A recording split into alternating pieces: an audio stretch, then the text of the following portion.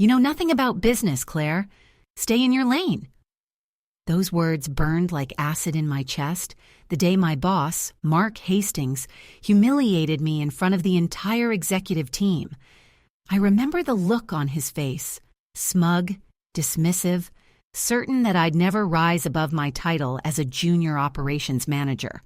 But what he didn't know was that the woman he dismissed would one day save his collapsing company, and that I would do it not for revenge, but for something far greater: respect.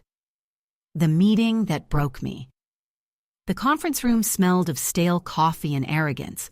It was the quarterly leadership meeting, the kind that decided whose ideas lived and whose careers quietly died. The long mahogany table gleamed under the fluorescent lights, and every seat was filled with department heads dressed in tailored suits, their faces polished with confidence. And then there was me, Claire Bennett, 35 years old, junior operations manager, the only woman in a room of 12 men. I had spent 3 sleepless nights preparing my proposal, a new logistics plan that could cut costs by 15% without laying off a single worker.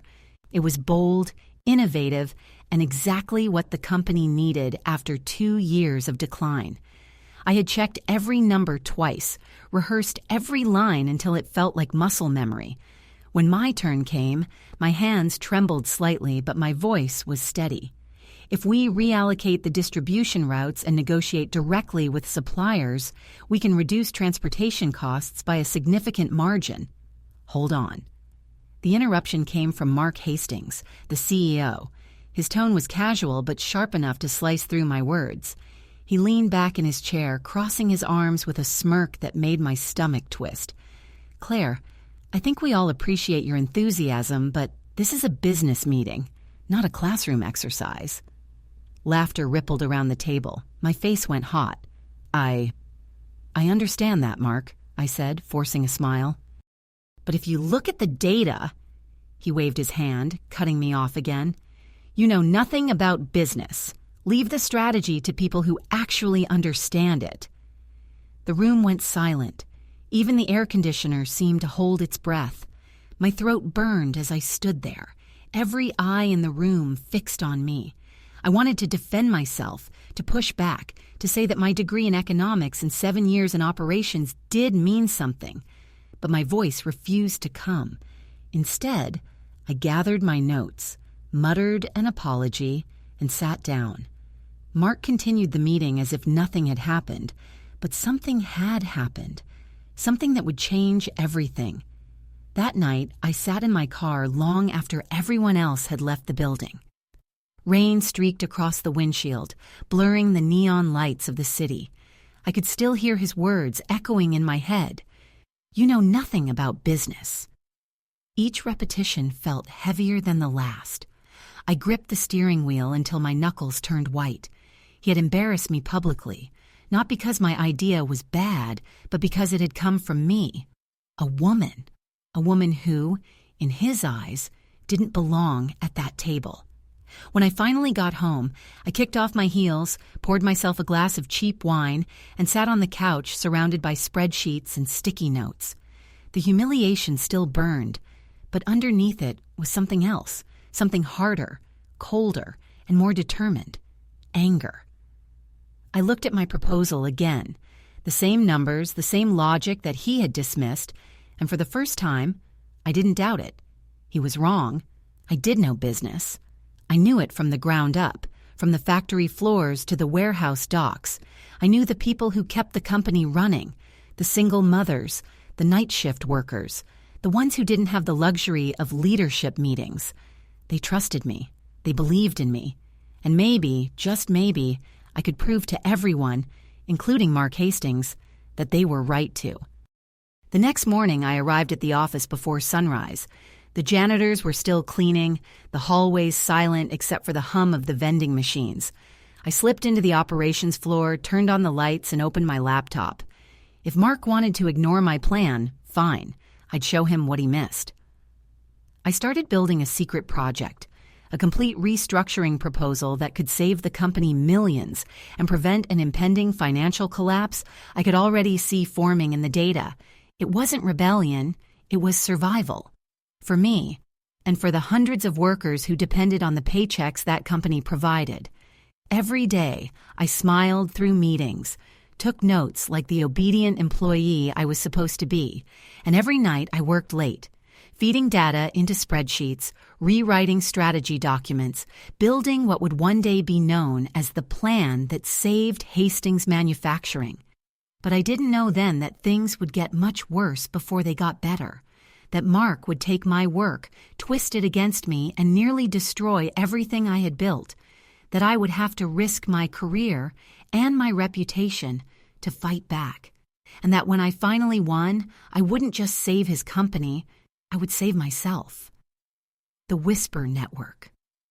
The following weeks passed in a blur of silence and calculation. On the surface, I was the same Claire Bennett, polite, efficient, invisible. I did my work, nodded in meetings, and pretended I didn't hear the snide comments whispered just loud enough for me to catch. Still thinks she's a strategist. Guess she learned her place. But beneath that quiet exterior, I was building something far more dangerous. A network. Not of executives, but of people who truly ran Hastings Manufacturing. The warehouse supervisors, the truck drivers, the procurement clerks, the night shift maintenance crew. The people whose hands kept the business alive while the boardroom argued over spreadsheets. They called themselves the Night Crew. It started with Luis, the logistics coordinator. He found me one evening in the break room, hunched over my laptop, surrounded by empty coffee cups and stacks of reports. "You're still here?" he asked, leaning against the door frame. I didn't look up. Always. He chuckled softly. "You know, most people in management don't even know what half these reports mean." "I guess I'm not most people," I said, closing the laptop. Luis studied me for a moment, then lowered his voice. "We've been hearing rumors, layoffs, supply issues, missed payments, but no one up there tells us anything. You know what's going on?" I hesitated. I couldn't reveal too much, but I also couldn't lie. "Let's just say, the company's spending money in all the wrong places." Luis nodded. "Figures. They've been ignoring the people who actually do the work for years." That conversation changed everything. Within a week, word spread quietly through the lower floors. Claire listens. Claire cares. People started coming to me after hours, sometimes with data, sometimes with stories, sometimes just to vent. I began to piece together the truth about Hastings Manufacturing. Not the clean, polished version Mark presented to the board, but the messy, human reality underneath. There were warehouse shipments delayed because someone in purchasing was pocketing supplier bonuses, inventory records manipulated to hide overspending, maintenance budgets slashed while executive travel expenses mysteriously doubled. It wasn't just inefficiency, it was corruption. And the worst part? Mark knew. I discovered an internal email, one that wasn't meant for me, showing he'd approved a consulting contract with a shell company owned by his own cousin. That contract alone drained over $800,000 in 6 months. I remember staring at the email, my pulse pounding. All those times he'd told me I knew nothing about business, all while he was bleeding the company dry. The anger that had once humiliated me now turned into clarity. I finally understood what this was really about. Power. He didn't reject my ideas because they were wrong. He rejected them because they threatened his control. I began documenting everything. Printing emails, saving invoices, compiling data on flash drives. I worked in shadows, careful not to draw attention. Luis helped me discreetly gather testimonies from warehouse supervisors. Trina, an accountant who had been at Hastings for 20 years, quietly slipped me copies of old financial statements. We became a silent alliance. The people Mark didn't even notice when he walked past them in the hall. We called ourselves the Whisper Network, half-jokingly, but we all knew what it really was, a lifeline. One night, I was in the office alone, cross-referencing a series of falsified reports, when I heard footsteps behind me. I turned and froze. Mark stood in the doorway, arms crossed. "Well, Claire," he said, his voice smooth but sharp. "You've been putting in quite a lot of overtime lately. Care to tell me why?" My heart raced. My laptop was open, my notes visible. I quickly minimized the files, trying to appear calm. "Just trying to catch up," I said lightly. "There's always more to learn." He stepped closer, his cologne thick in the air. "I like ambition," he said, "but don't confuse ambition with authority." He leaned in slightly, his voice dropping to a near whisper. "If I catch you overstepping again, you won't have a job to save." He smiled, that same condescending, hollow smile from the meeting, and walked away. The moment he was gone, I exhaled shakily. Fear clawed at my chest, but beneath it was resolve. He had no idea what I was capable of. That night, I drove home with the windows down, the cold air biting at my face. I wasn't just collecting data anymore. I was building a case, not for recognition, but for redemption. Because now I wasn't just trying to prove I knew business. I was going to prove I could run one better than he ever did. But the deeper I dug, the more dangerous it became. By the end of that month, my work wasn't just a secret project anymore. It was an act of rebellion. And if I was caught, I wouldn't just lose my job, I could lose everything. The breaking point. The first time I realized how deep the rot had gone, I was sitting in my car at midnight parked outside the Hastings manufacturing loading dock. The place looked ghostly under the orange streetlights, forklifts idle, containers stacked like silent witnesses. I had come to meet Luis. He climbed into the passenger seat, tossing a folder onto my lap. "Payroll records," he said. "You need to see this." I flipped through the papers. My breath caught when I reached the third page. There were payments, regular, large payments, being made to employees who didn't exist. Fake names, fake IDs, fake hours. "How long?" I whispered. Luis sighed. "Over a year, maybe more. Mark's cousin's consulting firm handles these payments. They use them to funnel company money into personal accounts. It's big, Claire." The truth hit me like a punch to the gut. I had suspected financial manipulation, but this was fraud. Federal fraud. I looked at Luis, my hands trembling slightly. If this gets out, the company could collapse. He met my gaze steadily. If it doesn't get out, it'll collapse anyway, just slower. That night, I barely slept. My mind kept replaying Mark's smug voice. "You know nothing about business." He wasn't wrong about one thing. I didn't understand his kind of business, the kind built on deceit, exploitation, and greed, but I knew enough to destroy it. I just didn't know whether I had the courage to. A week later, I was called into an emergency board meeting. The tension in the room was palpable, a mix of anxiety and arrogance. Mark sat at the head of the table, sleeves rolled up, pretending to look over spreadsheets. "Thank you all for joining on such short notice," he began. "We've been facing some temporary setbacks, but I have a plan to fix everything." I watched him outline a proposal to restructure operations, a euphemism for massive layoffs. Hundreds of workers, most from the warehouse and manufacturing teams, would lose their jobs so the company could stabilize cash flow. He didn't mention the fraudulent payments, or the shell contracts, or the executive bonuses that had quietly tripled. When he finished, he turned to me with that familiar smirk. "Claire, since you're so passionate about business, I'd love your thoughts." For a moment, I couldn't speak. Everyone's eyes were on me. I thought of the workers, Luis, Trina, the night crew, the people who had trusted me with their stories. If I stayed silent now, I would be complicit. So I stood up. "My thoughts?" I said, my voice steady despite the pounding in my chest. "This isn't restructuring. It's a cover-up." The room fell silent. Mark froze. "Excuse me? You're cutting jobs to hide the money that's been siphoned off through fake accounts and contracts," I said. "I've seen the records. Payroll fraud, vendor manipulation, falsified expenses. You've been stealing from your own company." Gasps rippled through the room. A few board members looked at each other nervously. Mark's face turned red. "You have no idea what you're talking about." I took a folder from my bag and placed it on the table. Everything's in there. Proof.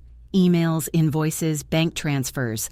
I suggest you look before you lecture me about business again. The meeting dissolved into chaos.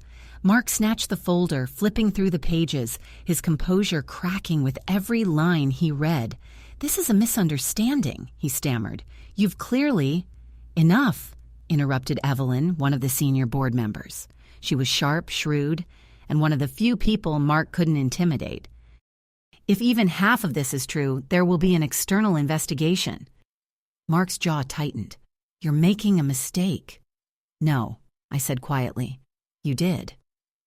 That night, I sat in my car again, but this time the air felt lighter. I should have felt victorious, but I didn't.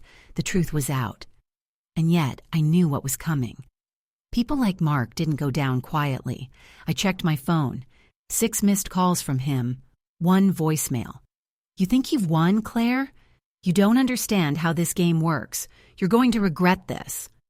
I deleted the message without listening to the rest.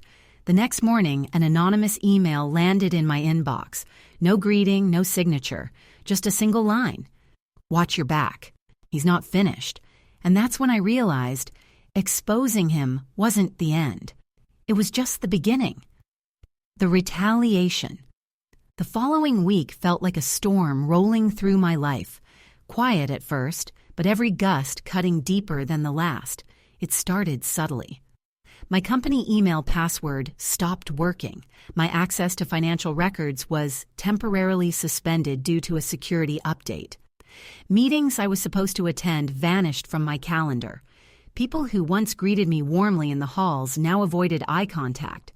Mark was moving fast. The board had launched an independent review, but until the auditors finished their investigation, Mark still technically ran operations, and he was using every ounce of that power to make my life miserable. I wasn't fired, not yet. That would look suspicious. Instead, I was slowly erased. By Friday, my office had been reassigned to a new consultant. My desk phone was disconnected. When I walked into the break room, conversations died mid-sentence. Luis texted me that morning, "Be careful. He's telling people you fabricated evidence." I stared at the message, a mix of disbelief and dread crawling up my spine. Fabricated. The word echoed in my head. The files I handed to the board weren't copies. They were originals. If Mark managed to tamper with or destroy the remaining records, I'd have no way to prove what I'd seen. I spent that entire night making duplicates of every document I had. I stored digital backups on a hidden drive and gave Luis 1 physical copy, just in case. When I finally crawled into bed at 3 a.m., exhaustion hit like a wave. But beneath it, there was something else. Fear. Not fear of losing my job, but fear of losing control of the truth. On Monday morning, I was summoned to HR. Sitting across from me was Diane, the company's HR director. Calm, polite, her tone detached. Mark was standing beside her, wearing that same smug smile I'd come to hate. "Claire," Diane began, "we've received some concerning reports about your recent behavior. There have been allegations of data theft, unauthorized document handling, and harassment of senior staff." I felt my chest tighten. "That's ridiculous." Mark folded his arms. "Then you won't mind handing over your laptop and company phone for a review." "I'll cooperate with any legitimate audit," I said evenly, "but not a witch hunt designed to silence me." Diane hesitated, clearly uncomfortable. "This isn't personal. It's just procedure." Mark leaned in slightly, lowering his voice. "Careful, Claire. You're playing with things you don't understand." I met his gaze, steady. "No, Mark, I understand perfectly. You're afraid." His jaw twitched. For the first time, I saw it, the crack in his confidence. By noon, I was escorted out of the building. Administrative leave pending investigation. That was the official phrase. Unofficially, I was exiled. The moment I stepped outside, a sharp November wind hit my face. I stood there for a long time, clutching my bag, staring at the glass facade of Hastings Manufacturing, the place I'd given 10 years of my life to. I thought of the younger version of myself, eager, idealistic, grateful just to be part of something bigger. That woman was gone now. In her place stood someone else, someone who had learned that integrity isn't given, it's defended. The next few weeks blurred together. My savings were draining fast, and the corporate lawyers had gone quiet. The investigation was ongoing, but no one would tell me what was happening inside. One afternoon, Luis stopped by my apartment with coffee and a flash drive. "Found something," he said, his voice low. "Remember those vendor contracts you flagged? I traced the payments to a holding account in the Caymans. Guess whose name it's under?" I plugged in the drive, opened the files, and felt my pulse quicken. There it was. Undeniable proof that Mark had funneled company money into offshore accounts through fake consulting firms. "He's done," I whispered. Luis grinned. "Only if we can get this to the right people before he buries it." That night, I made a decision that changed everything. I reached out to a journalist, Emily Carr, a financial reporter known for her integrity. I sent her a brief email. "I have evidence of corporate fraud at Hastings Manufacturing. Executives are covering it up. I can prove it. But I need protection." She replied within an hour. "Meet me tomorrow. Coffee shop on 5th and Alder, noon." The next day, I wore a gray coat and a hood, feeling half like a spy, half like a woman about to set herself free. Emily was already there. Mid-30s, sharp eyes, no nonsense. I handed her the flash drive, explaining everything from the payroll fraud to the retaliation. She listened without interrupting. When I finished, she said quietly, "You understand that once this goes public, your life won't be the same." I nodded. It already isn't. 2 weeks later, the headline hit every major business outlet. "Whistleblower exposes multi-million-dollar fraud at Hastings Manufacturing." My phone exploded with messages, some supportive, some hateful. Within 24 hours, the company's stock plummeted. The board suspended Mark indefinitely, pending legal action. But as I sat in my small apartment watching the chaos unfold on the news, I didn't feel triumph, just relief, deep, quiet, cleansing relief. For the first time in months, I slept through the night. Still, I knew it wasn't over, because taking him down was only half the battle. Now I had to rebuild everything he tried to destroy, my career, my reputation, my belief in myself. And that part would be harder than anything that came before. The fallout. When the story broke, it was like watching a dam burst. Overnight, Hastings Manufacturing went from being a respected mid-sized American success story to the subject of every news channel's nightly investigation. The headlines were brutal. CEO accused of embezzling millions through shell companies. Hastings whistleblower sparks federal probe. Corporate queenpins, the women exposing corruption in American business. My name wasn't public yet. Emily had protected my identity. But the clues were all there. People inside the company knew, and it didn't take long before my phone started ringing again. Some calls were kind, old coworkers thanking me for speaking up. Others were venomous, anonymous numbers, distorted voices. "You ruined good people's livelihoods. You'll never work in this town again. You think you're a hero? Wait till they turn on you." Each voicemail left a new scar. But every time I felt fear start to rise, I remembered why I'd done it. The workers who'd been cheated, the families who depended on those paychecks, the truth buried under greed. 2 days after the story hit, Emily called. "They're coming after you," she said bluntly. "Mark's lawyers are trying to paint you as a disgruntled employee who fabricated evidence to settle a personal score." I laughed, but it came out hollow. "Of course they are." "They'll go for your credibility first," she warned, "then your finances. They'll make you look unstable, emotional, unprofessional, because that's what they do to women who stand up." I felt a wave of nausea roll through me. So what do I do? You fight back, with facts and with calm. We'll publish the rest of the evidence, but if you want this to stick, you'll need to stand behind it. There it was, the choice I'd been avoiding. Stay hidden, safe but powerless, or step forward and risk everything, name, career, peace, to finish what I'd started. That night, I sat in the dark, staring at the folder that held every piece of evidence I'd gathered. It wasn't just paper anymore. It was a mirror, one that reflected the person I had become. I wasn't the timid employee Mark had humiliated in that boardroom. I wasn't afraid of his threats, his power, or his lies. I had found something far greater than safety. I had found my voice. I emailed Emily. "You can print my name." By morning, it was everywhere. Claire Bennett, the whistleblower behind the Hastings scandal. I watched my name scroll across the television screen, the anchor summarizing my 10 years at the company and my heroic act of integrity. The comments online were a battlefield, half the world calling me brave, the other half calling me naive. But amid the chaos, one message stood out. It was from Evelyn, the senior board member who'd believed me months ago. "You did what most wouldn't. I want to talk. There's something you should know." We met at a quiet cafe downtown. Evelyn looked older, tired, but her eyes still carried that fierce intelligence. "Mark's finished," she said, sliding a folder across the table. "The audit confirmed everything. The board voted unanimously to remove him, but that's not why I wanted to see you." I frowned, opening the folder. Inside were documents I didn't expect. Projections, restructuring plans, potential investors. "This is the company's future," she said. "We're rebuilding from the ground up. I want you on the team."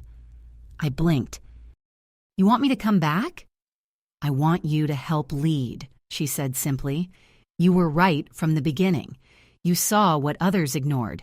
The company needs people like you now, people who actually understand business." For a moment, I couldn't breathe. The offer wasn't just a job, it was redemption. A second chance to turn pain into purpose. "I'll think about it," I said softly. That evening, I went for a walk along the river. The city skyline shimmered on the water, restless and alive.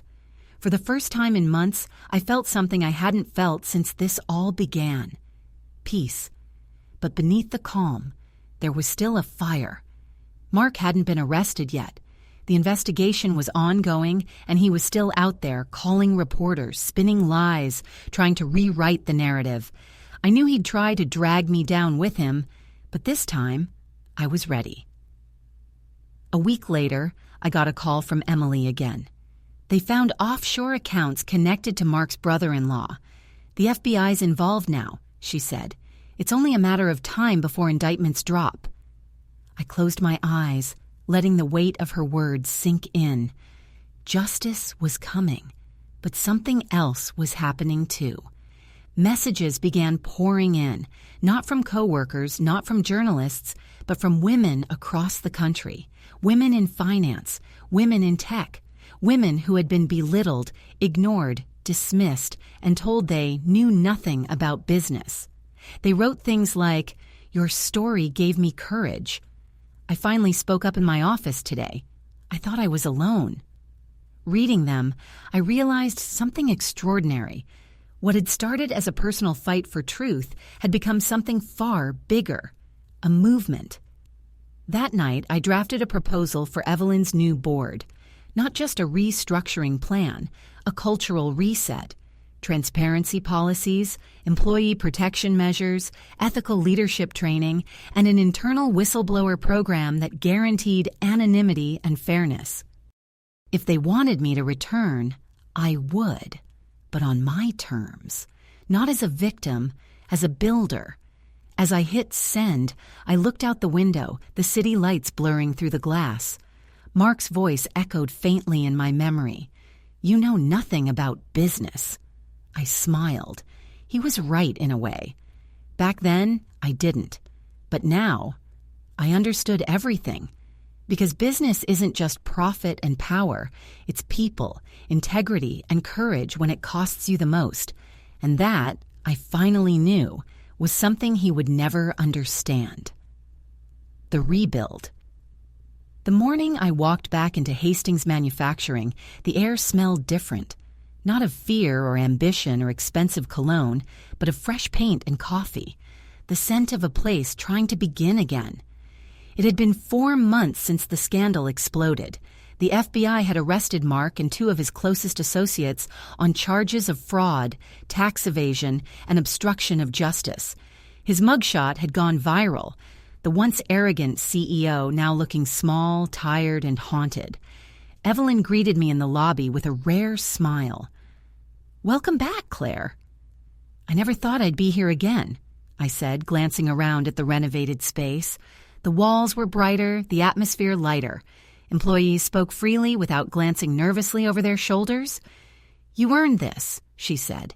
"You didn't just expose the rot, you forced us to look at what we'd become." I nodded. Now we rebuild. They gave me a new title, Director of Integrity and Operations. It sounded ceremonial, but it wasn't. It meant accountability. Mine and everyone else's. I wasn't just managing systems anymore. I was shaping a culture. My first week was chaos. Old contracts needed rewriting. Vendors demanded reassurance. Investors wanted proof that the company could survive without Mark's iron grip. But for the first time in years, people weren't afraid to talk. They told the truth, even when it was messy. And instead of hiding problems, we faced them together. I created a new internal policy.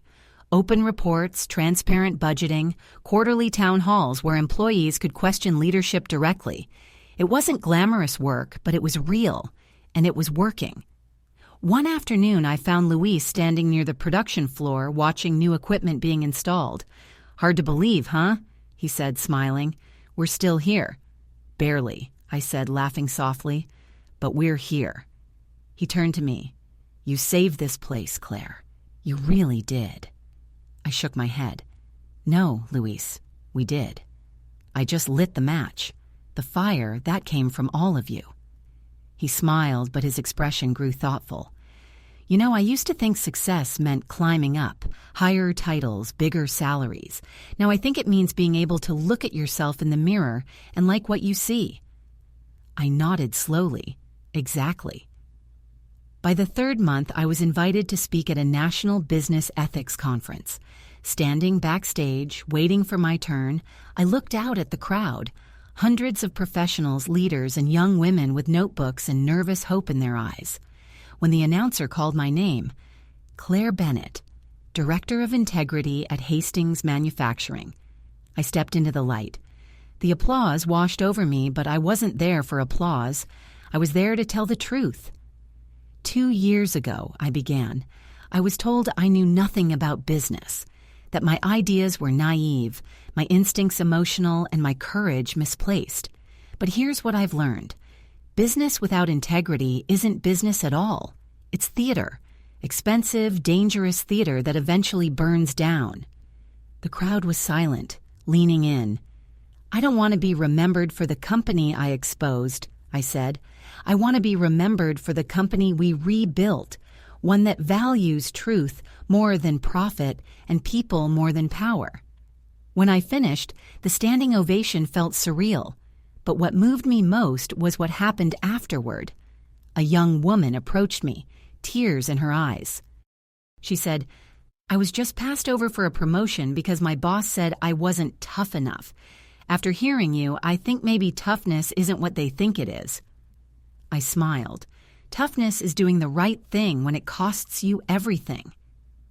That night, back in my hotel room, I opened my laptop to find an email waiting for me. The subject line made my breath catch. Federal Court, United States versus Mark Hastings. The trial date was set. The day of the hearing, I sat quietly in the back row of the courtroom. Mark looked nothing like the man who once barked orders across a boardroom table. His suit was wrinkled, his hair grayer, his confidence gone. When he saw me, he froze. Just for a second. His expression flickered. Guilt, pride, maybe even regret. During testimony, the prosecutors laid everything bare. The offshore accounts, the falsified payroll, the emails. It was all there. piece by piece, the empire of lies he'd built, collapsing under the weight of truth. When the verdict came, guilty on all charges, I didn't cheer. I didn't cry, I just exhaled. Justice wasn't about revenge. It was about balance, about the universe quietly setting things right. As I stood to leave, Mark looked over at me one last time. His lips moved, almost imperceptibly. "You won." I shook my head slightly. "No," I whispered back. "We both lost. You just haven't realized it yet." Outside the courthouse, the cold wind whipped through my hair and cameras flashed around me. Reporters shouted questions, microphones reaching forward like arrows. How does it feel to see justice served? "Do you plan to publish a book about your experience?" "What's next for you, Ms. Bennett?"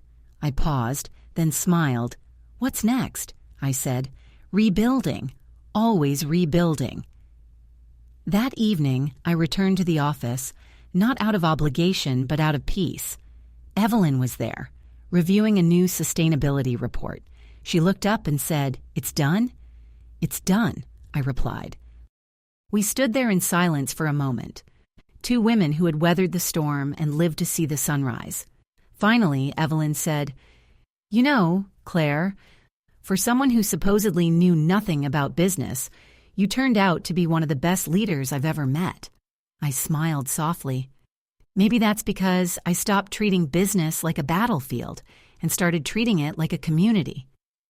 That night, I stayed late, walking through the quiet halls of Hastings Manufacturing. The hum of machines echoed in the distance. The company was alive again. I passed by the glass conference room, the same one where Mark had once mocked me in front of everyone. For a moment, I stood there, watching the empty chairs, remembering every word, every humiliation, every small act of defiance that had brought me here. And then I whispered to the ghost of my past, "Thank you. You built me." Outside, dawn was breaking, the first light spilling across the skyline, golden and soft. It wasn't just a new day for the company. It was a new day for me. I was no longer defined by what I'd endured. I was defined by what I'd built. New foundations. A year later, the building looked almost unrecognizable. The same walls that had once echoed with tension now hummed with collaboration. There were bright murals along the corridors, quotes about integrity, perseverance, teamwork, painted by employees themselves. The new Hastings Manufacturing wasn't built on fear anymore. It was built on trust. And I had learned something remarkable. Rebuilding a company wasn't about rewriting policy. It was about rewriting belief. We launched a new initiative called the Foundation Program. Its purpose was simple, to train future leaders not just in business strategy, but in emotional intelligence, ethics, and resilience. Every new manager had to attend, no exceptions. During the first session, I stood at the front of the room, 30 young professionals staring back at me, eager and nervous. "Let's start with a question," I said. "What's the hardest thing you've learned so far in your career?" Hands went up slowly. One woman, Jasmine, said that sometimes doing the right thing costs you opportunities. Another, Raphael, added that silence can feel safer than speaking up. I smiled. "You're both right. But let me tell you a secret. Silence might protect your job, but it'll destroy your soul. The people who survive in business aren't just the smartest or the loudest. They're the ones who learn how to hold their integrity when it's heavy." The room went quiet. You could almost feel the air shift. These weren't just employees. They were the next generation of builders. In the months that followed, the foundation program became more than training. It became a movement. Other companies reached out to model their ethics and leadership programs after hours. Universities invited me to speak. The woman once humiliated for knowing nothing about business was now lecturing CEOs on how to build companies that didn't collapse under the weight of their own greed. But success never erased humility. One evening, after a long day, I stopped by the old factory floor. The machines were quieter now.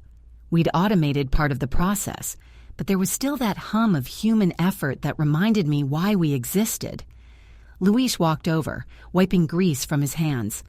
"You're working late again." I laughed softly. "Old habits die hard." He nodded toward the new mural near the entrance, a bold painting of a single phrase I had said during my first speech after the scandal. "Integrity is not a department, it's a decision." He grinned. "They wanted your words on the wall, said it keeps them grounded." I stared at it for a long time, warmth spreading through my chest. In a world that had once tried to erase my voice, it now echoed through the halls. A few weeks later, Evelyn called me into her office. "We've been approached by the state university," she said. "They want to partner with us to create a leadership mentorship program using your framework." I blinked. "My framework?" She smiled. "They're calling it the Bennett model." For the first time in a long while, I was speechless. "You deserve it, Claire," she continued. "You've changed what leadership means here. You've shown us that strength doesn't have to be ruthless." I looked down at my hands. I just did what needed to be done. "No," Evelyn said gently. "You did what most wouldn't." The launch event for the mentorship program was held in a large auditorium at the university. The seats were packed. Students, professors, business leaders, even some government officials. As I walked to the podium, I caught sight of a young woman in the front row. Bright eyes, nervous energy. She reminded me of myself 20 years ago. When I began to speak, my voice didn't tremble. It carried, firm, clear, certain. "I used to think leadership meant control," I said. "Now I know it means courage. The courage to listen, to admit mistakes, to lift others when you could step on them. Business isn't about profit margins or market share. It's about people. And the moment you forget that, you lose everything that matters." The applause was overwhelming, but what I saw in their faces mattered more. Hope. After the event, the young woman from the front row approached me. "Ms. Bennett," she said shyly, "I just wanted to say, your story helped me decide to go into business. I want to change how companies treat people." Her voice trembled, but her conviction didn't. I smiled and handed her my card. "Then you already have what it takes. Don't ever let anyone tell you otherwise." She grinned. "My old manager used to say I was too emotional for this field." I chuckled. Good. Emotion is where ethics live. That night, as I drove home through the city lights, I felt something I hadn't felt in decades: contentment. For so many years, my life had been about surviving, proving, defending, enduring. Now, it was about giving back. The woman who once fought to save a company was now helping others build better ones. When I got home, I poured a cup of tea and sat by the window. Outside, the world moved on.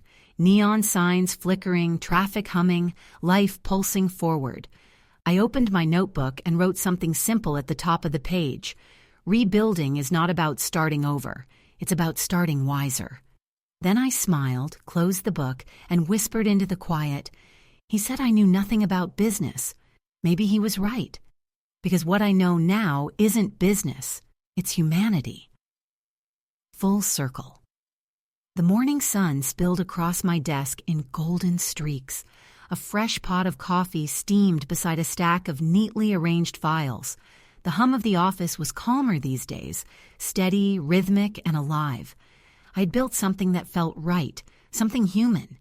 I had no idea that the greatest test of all was still waiting for me. It started with a letter. It came in a plain white envelope, no return address, just my name typed neatly across the front, Claire Bennett. Inside was a single page. The handwriting was sharp and deliberate. "Claire, I need your help. Richard Hastings." My chest tightened. Richard Hastings, the man who once told me I knew nothing about business, the same man whose arrogance nearly destroyed his company, our company, and who had vanished from the corporate world after resigning in disgrace. I hadn't heard his name in nearly 3 years. I stared at the letter, heart pounding. It wasn't anger I felt anymore, but something heavier, curiosity, and a trace of compassion. That evening, I found myself driving through the outskirts of town to a small cafe on the edge of the industrial district. It was quiet, nearly empty, just the clinking of cups and the low hum of conversation. Richard sat at a corner table, looking smaller than I remembered. The confidence that once radiated from him was gone. His posture had softened, his hair now peppered gray. When he saw me, he stood awkwardly. "Claire, you came." I nodded, taking the seat across from him. "I almost didn't." A faint smile tugged at his lips. "I wouldn't have blamed you." For a long moment, neither of us spoke.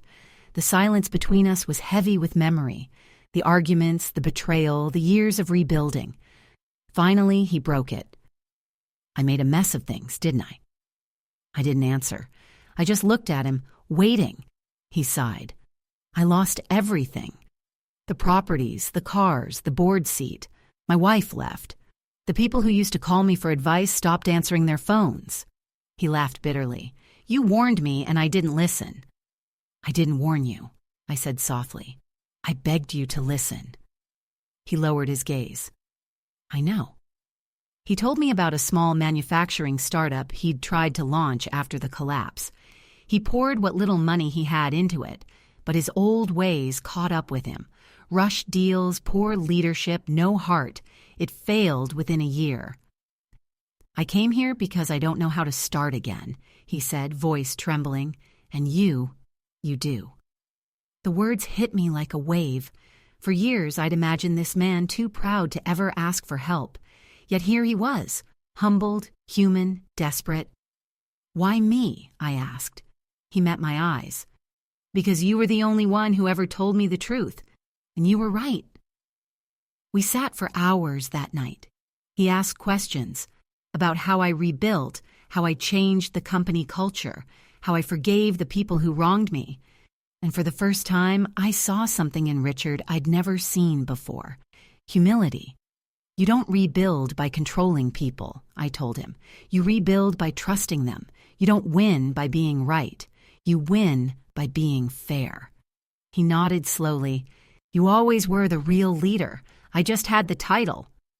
There was no bitterness in his voice, just acceptance. When I stood to leave, he said quietly, "I don't expect you to forgive me." I paused. "I already have." His eyes widened slightly, as though the weight of forgiveness was heavier than any punishment could have been. A few months passed. To my surprise, Richard followed through. He took a job mentoring small business owners, not as an executive, but as an advisor, teaching them what not to do. He called it his penance project, and to his credit, he worked tirelessly. Every few weeks, I'd get a short email update, helped a local craftsman set up a fair pricing model, or spoke to young entrepreneurs about leadership ethics. I quoted you, hope you don't mind. Each message ended the same way: still learning. One afternoon, about a year later, Hastings Manufacturing held its annual Integrity in Business Conference, something we started after the scandal to celebrate transparent, ethical leadership.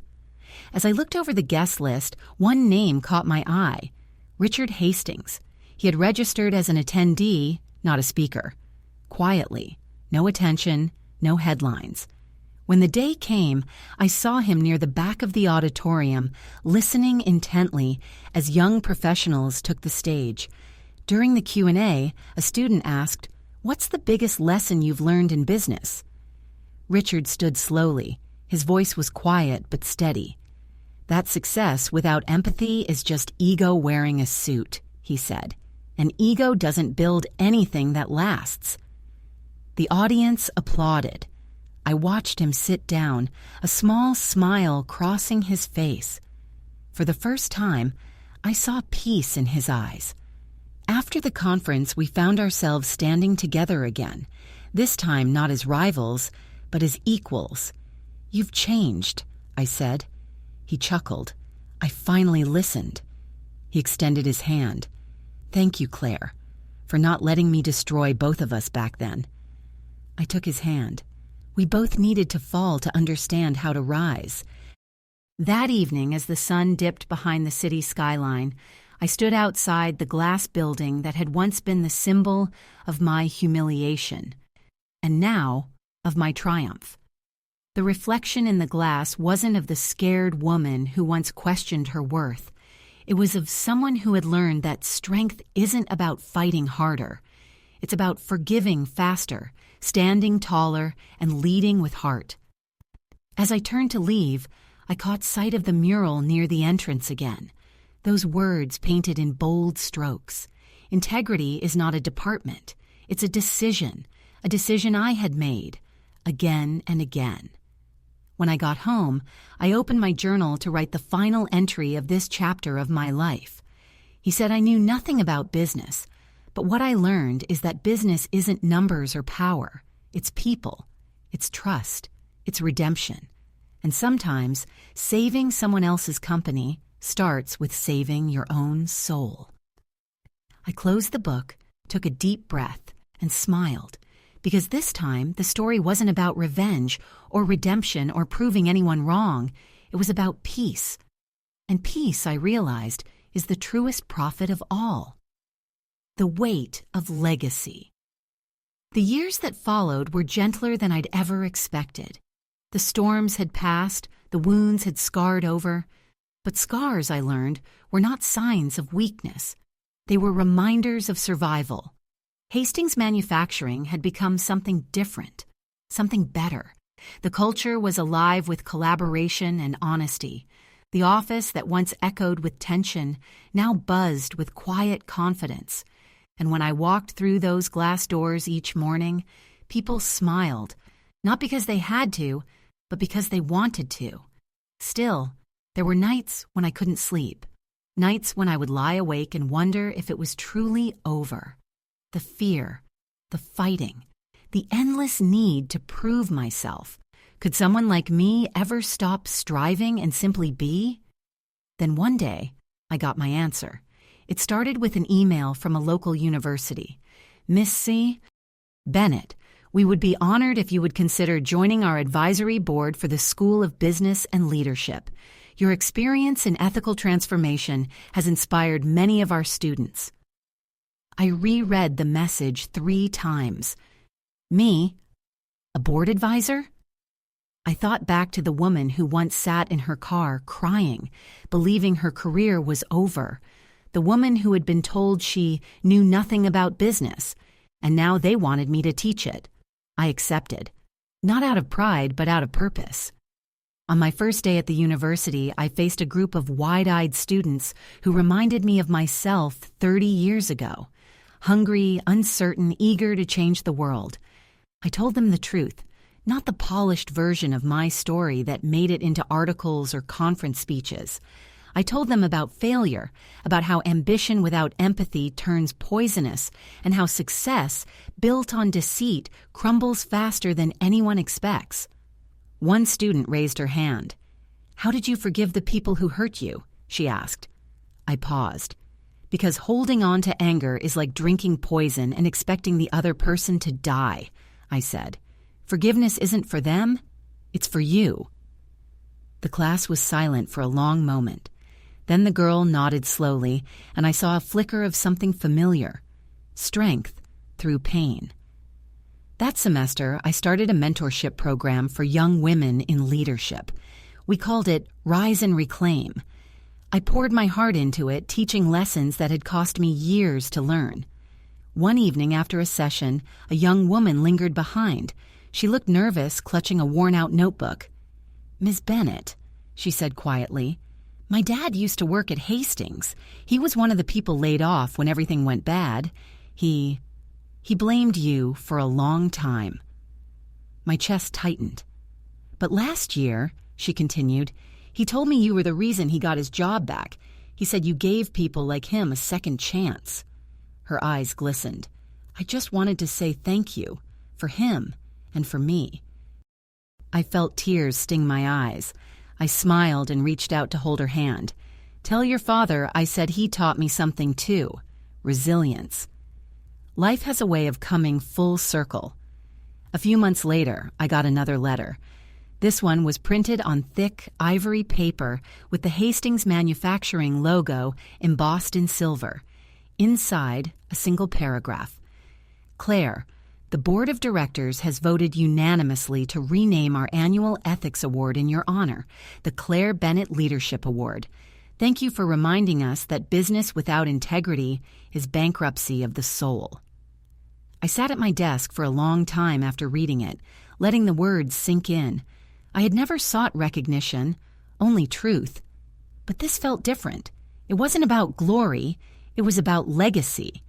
The same company that once dismissed me had become the place that carried my name as a symbol of change. A week later, at the award ceremony, I stood behind the podium as the applause died down. My hands trembled slightly as I looked out over the audience. Executives, employees, students, families.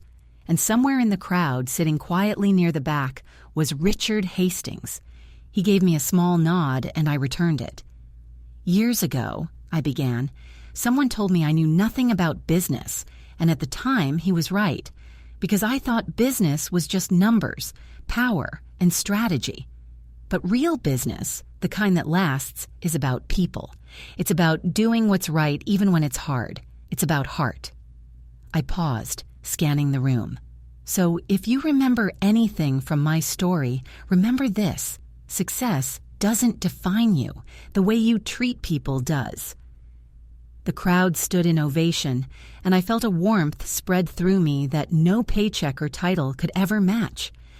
That night, as I left the event hall, I walked past the mural outside the building, the one that had become my compass. Underneath the bold words, "Integrity is a decision," someone had added a new line in delicate script. Dedicated to Claire Bennett, who proved that redemption is the truest form of success. The air was cool, the stars bright. I closed my eyes and smiled, because for the first time in my life, I wasn't chasing success. I was living it. The quiet victory. The house was quiet that evening, the kind of quiet that feels earned, not empty, but peaceful. The golden light from the fireplace flickered against the framed photos on my wall, smiling faces from company retreats, graduation ceremonies, and family dinners.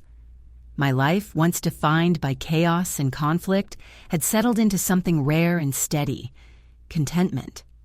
Outside, autumn leaves danced across the porch, whispering against the window like old friends. I sat with a cup of tea and my old leather journal, its pages filled with years of lessons, losses, and little victories. It had been almost a decade since that infamous day in the boardroom, the day I stood up, trembling, and told the truth that changed everything. 10 years since the woman who knew nothing about business saved a company and herself from collapse. And in those 10 years, I had learned something even more profound than success. That life, like business, isn't about never falling. It's about learning how to rise with grace. A soft knock broke my thoughts. When I opened the door, I found Richard Hastings standing there.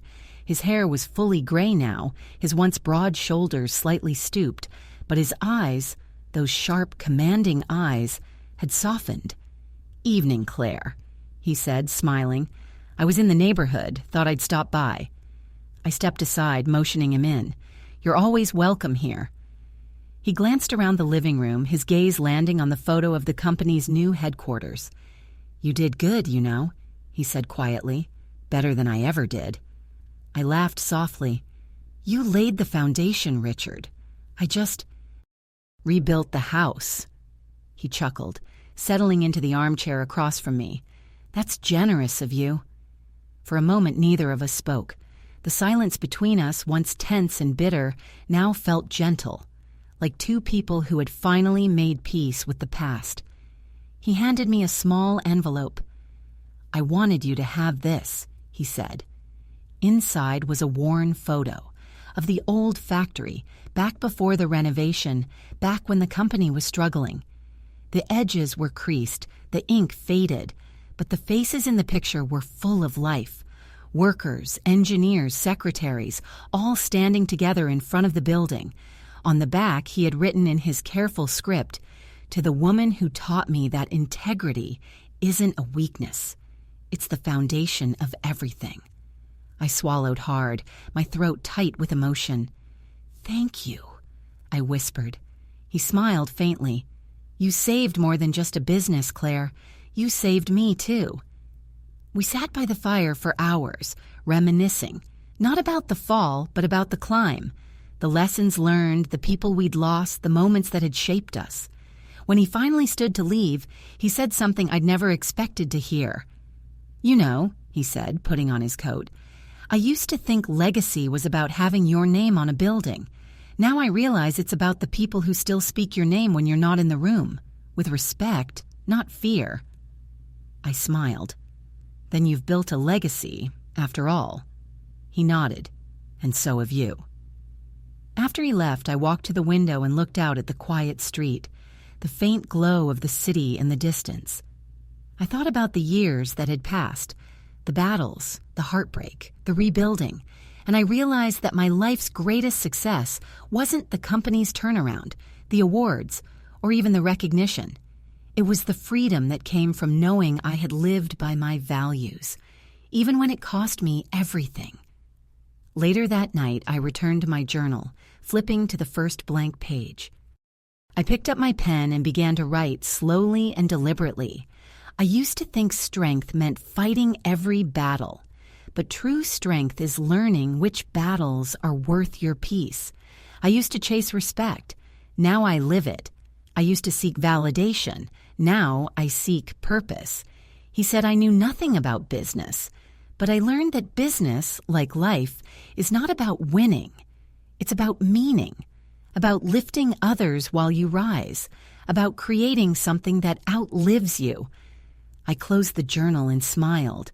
The world outside was quiet. The fire had faded to embers, and for the first time in a long time, I felt no need to prove, to fight, or to strive, because I had finally learned the simplest truth of all.